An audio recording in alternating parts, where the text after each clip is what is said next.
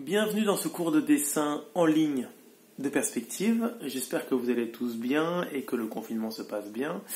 En parlant de confinement, nous allons aujourd'hui travailler à partir d'une gravure de Piranèse et ses prisons imaginaires. En s'inspirant de cette gravure tirée des prisons imaginaires de Giovanni Battista Piranesi, architecte italien et graveur du XVIIIe siècle, nous allons reconstruire une architecture imaginaire, module par module. Pour débuter cet exercice, nous plaçons d'abord une ligne horizontale aux 2/3 de notre feuille qui sera notre ligne d'horizon.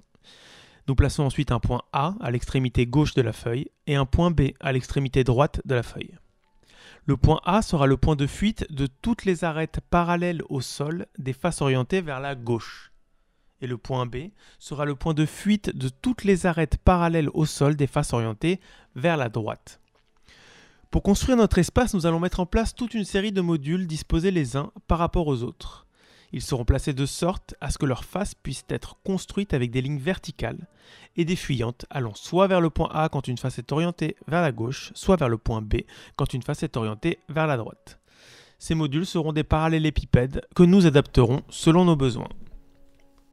Notre premier module sera une arche. La première ligne verticale est l'arête la plus proche de nous. À partir de ces sommets, nous tirons des fuyantes vers la gauche et vers la droite afin de mettre en place les faces du module. Nous tirons également les fuyantes des faces cachées avec des traits légers. Je vous rappelle que les lignes parallèles entre elles convergent vers un même point de fuite. Donc, les faces opposées ont des arêtes qui convergent vers les mêmes points de fuite.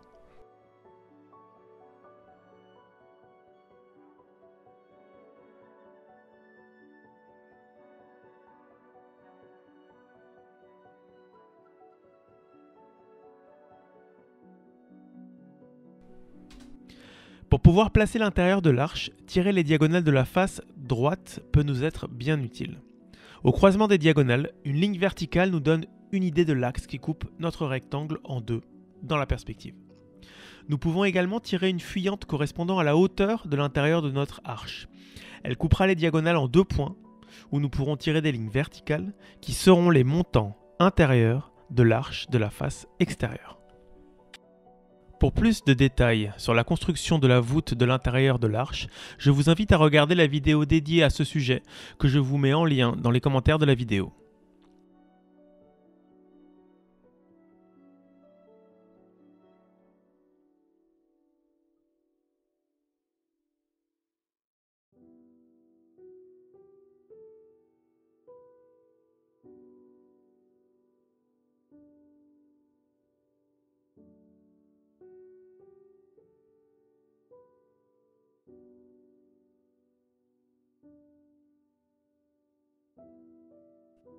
Pour ce dessin, comme dans la gravure de Piranèse, nous considérons que la lumière vient de la droite en hauteur. Nous assombrirons donc toutes les faces à gauche ou les dessous des éléments qui ne sont pas illuminés. C'est un bon moyen de donner corps au module qu'on met en place, mais attention à rester léger tant que nous sommes en phase de construction. Nous aurons le loisir de monter en valeur une fois notre dessin bien en place.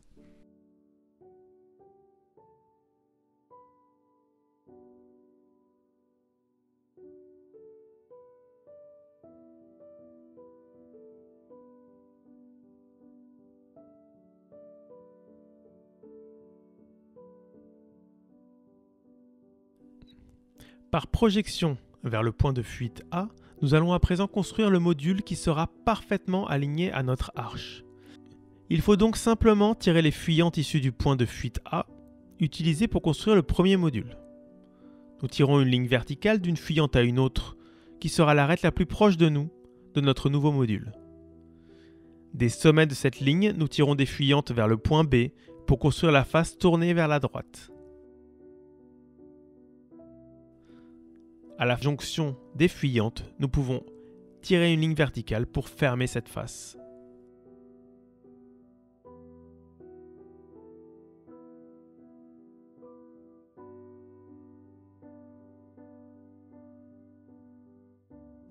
Comme nous sommes dans un dessin d'imagination, j'ai décidé arbitrairement de faire ce module plus épais que l'arche initiale.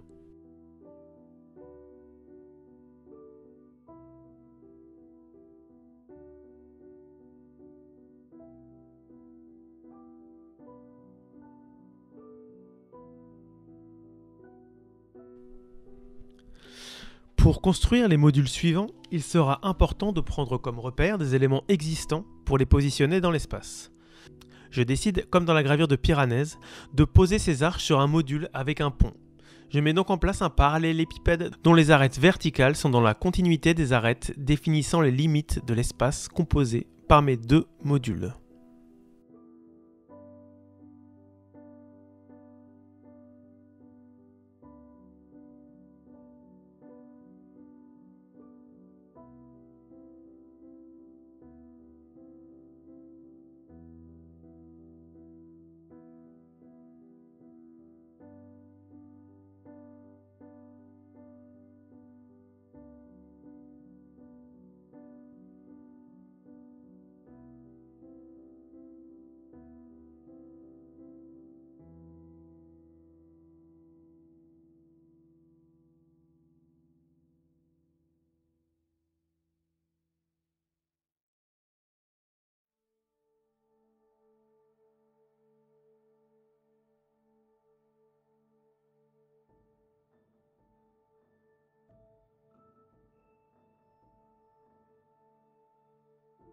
Pour construire l'escalier, je mets en place un module dans la continuité de la base que je viens de dessiner. Je vais donc prolonger ces fuyantes issues du point de fuite A.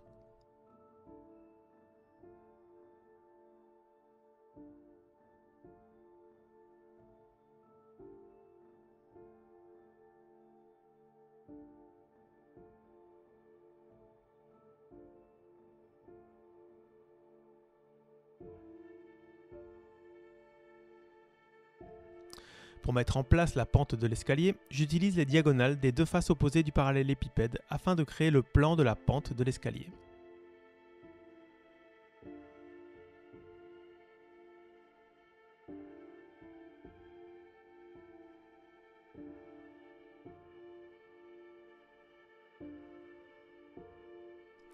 Notez que les marches de l'escalier sont des fuyantes orientées vers le point de fuite B.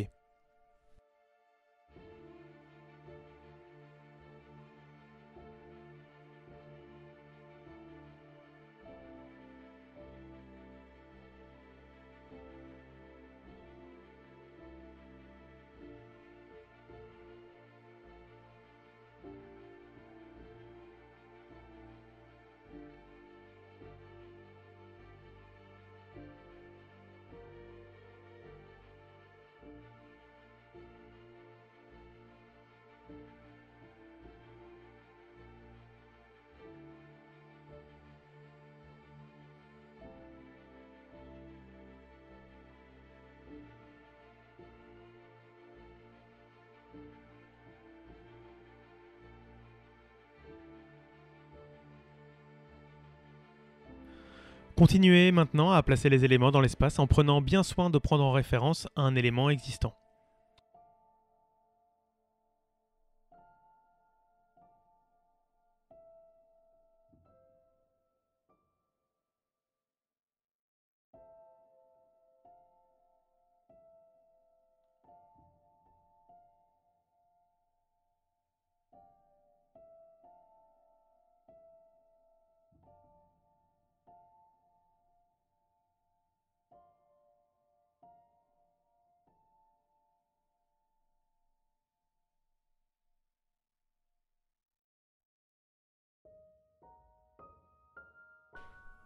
Demandez-vous quelle zone dans un élément existant vous permet de mettre en place un nouveau module. Par exemple, pour une poutre, vous pouvez décider de mettre un carré sur un mur, en perspective, puis à partir de ce carré, projeter la poutre que vous allez dessiner.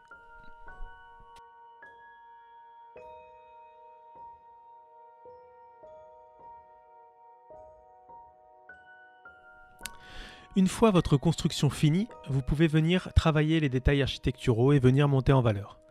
Notez que beaucoup de petits éléments architecturaux comme les poutres ou les briques seront orientés en direction des fuyantes du module qui les contiennent. Servez-vous-en pour venir agrémenter vos dessins.